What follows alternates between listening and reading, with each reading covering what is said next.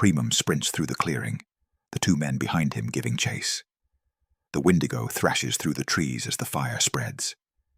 Primum reaches for his axe and unslings it from his bag. He stops and turns. One of the men close behind raises his sword. Primum swiftly grabs the blade with the blunt top side of his axe and pulls it to the ground. In one clean movement, he strikes the man with his fist directly in the jaw, sending him crashing to the forest floor. The other assailant catches up and raises his hand axe. In another fluid motion, Primum snatches his weapon from the ground and cleaves the attacker in half. From the momentum of his swing, he spins toward the man on the ground and slams the blunt side of his axe into his face, crushing it. He slings his axe back over his shoulder and continues running. Elpis turns to look at the Windigo. It locks eyes with him and lets out another roar. "Roar!" Elpis shouts, "It sees us, Primum." "Run." "You pissed it off with that ugly mug of yours," Primum says with a smile as he sprints forward. Primum bursts from the burning grove into an empty field.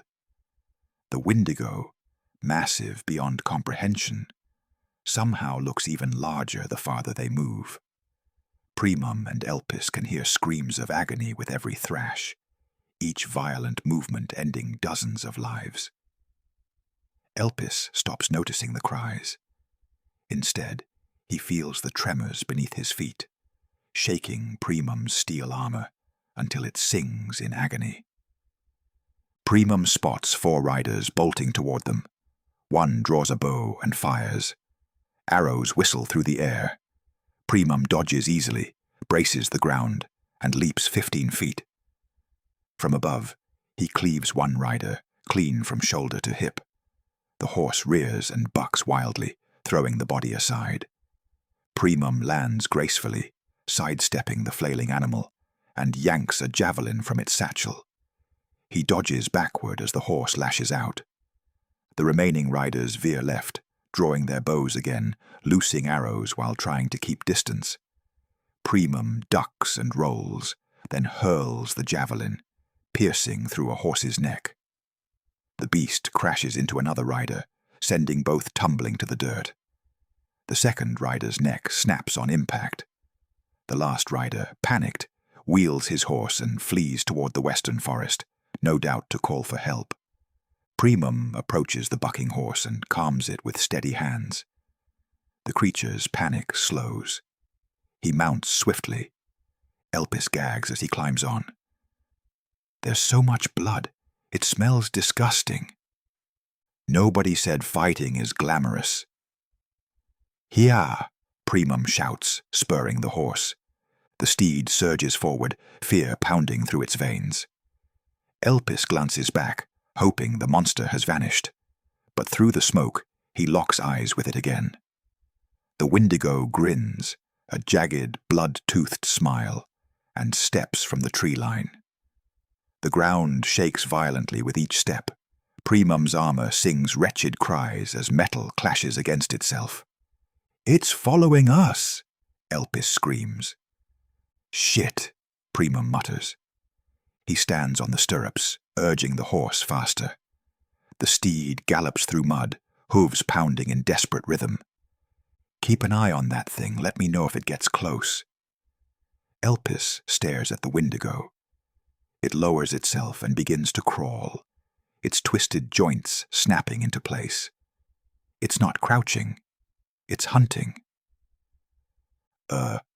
Primum. I think it's going to get close." Shit!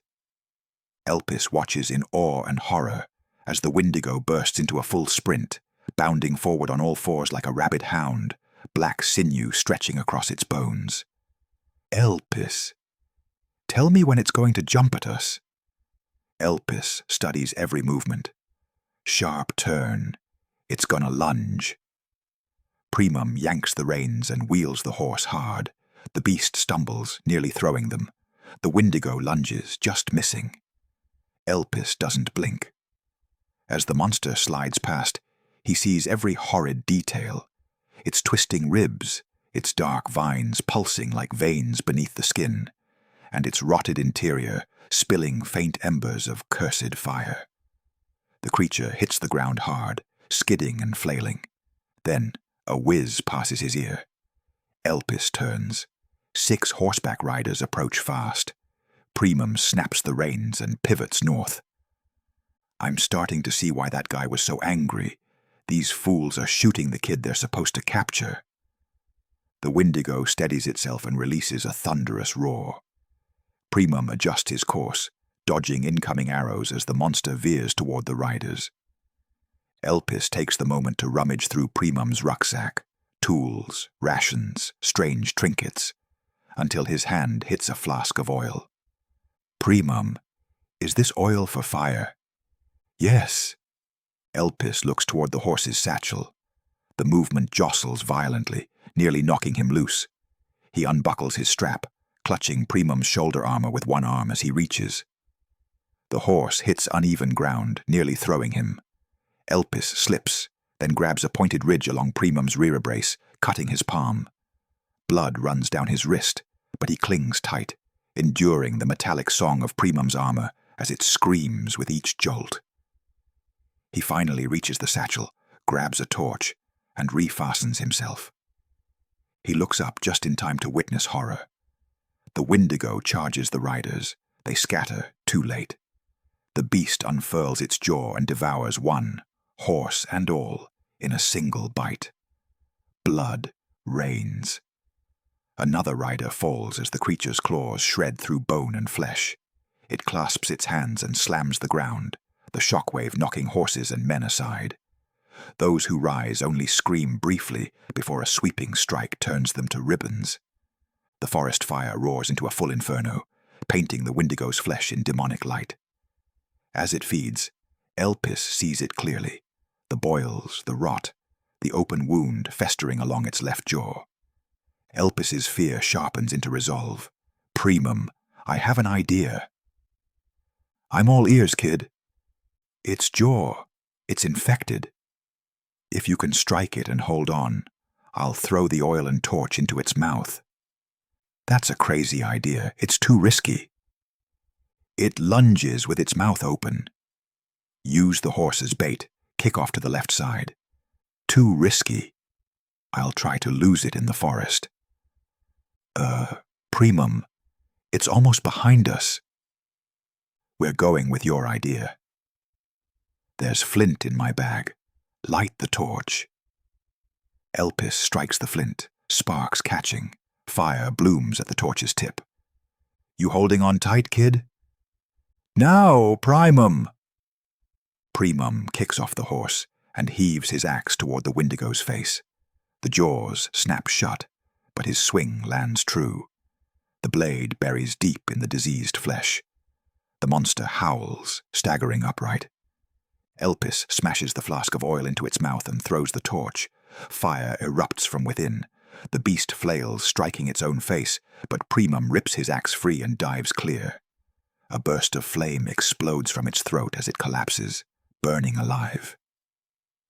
Burn, you beast! Elpis screams triumphantly. From fish slayer to monster slayer, Gorthok, you may be a destroyer yet, Primum says, smirking. The creature thrashes once more, then falls silent. It's not Gorthok, Elpis says softly.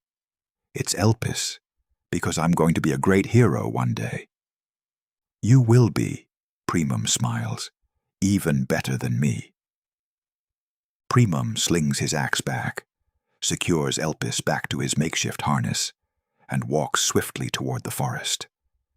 But not for a long time. Now let's get out of here, before more arrive. They vanish into the shaded woods, leaving the burning field behind. Elpis glances back at the fallen monster, unable to stop smiling. Only moments ago he'd been helpless, now unstoppable. Even if they find me, he thinks, I won't go back. I'll fight. Primum lays false trails among the trees. These guys aren't skilled trackers, he says. The survivors will think you died. We'll have a couple of days' peace. Are we still heading to the village? Elpis asks. No, Primum sighs. They'll have it monitored. That praetor mentioned something interesting. The Empire. Yes. If we find that envoy, we can ask for aid. Are you sure they'll help? They believe in alms to the meek. If you catch an envoy, you can plead for help, and they'll honor the goddess. But finding them, that's difficult. Why? They avoid peasants, hiding in rough country. They're hard to track. It'll slow our pursuers, but that means we're chasing shadows too.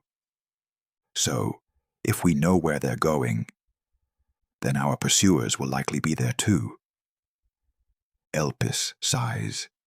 The desolate night softens, a sweetness in the air lifting him. Primum laughs. Hey, don't worry. They're fools. They won't find them as fast as I can. So first we find out where they'll be, and then walk into an ambush. Primum, you were right. This place is the worst. Elpis pauses, thinking. Why not just leave the continent? Primum mutters, I'm still too far. Then aloud, it's not that simple. It's wild country. Only one city has a port large enough for ships that can cross the whispered seas. Those vessels are rare, and they'll be waiting for us there, Elpis interrupts. Exactly right. Do you mind if we stop? I need to stretch. Primum helps Elpis down. Elpis steps out beneath the dark canopy, gazing upward. The forest swallows the flames behind them.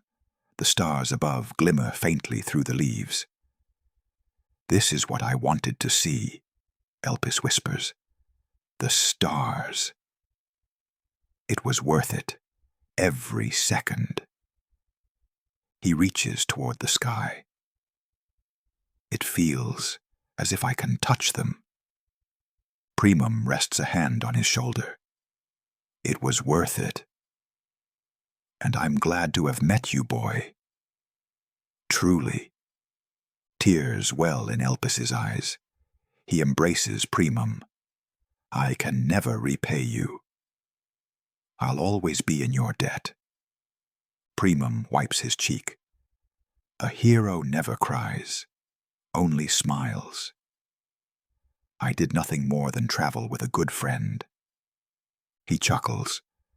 Besides, I haven't saved you yet. But you've already saved me. You have a sharp mind, Elpis. There's greatness in you. Elpis giggles softly.